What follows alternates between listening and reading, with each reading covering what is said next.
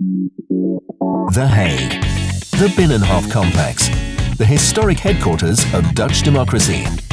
The large-scale renovation project will begin in 2020. The architect needs a comprehensive virtual three-dimensional building information model that includes all the Binnenhof buildings. The model is generated by extensive measurements using high-end 3D laser scanning equipment. 90,000 square meters of monumental property.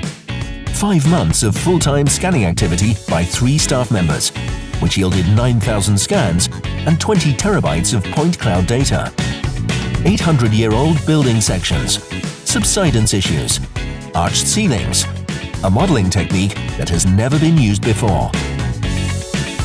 In short, an absolutely enormous and highly complex project. It has resulted in a reliable model with over 200,000 objects and 2.5 million features. How did we achieve that? Watch the documentary, Full 3D Model of the Binnenhof, Scan to BIM at the highest level.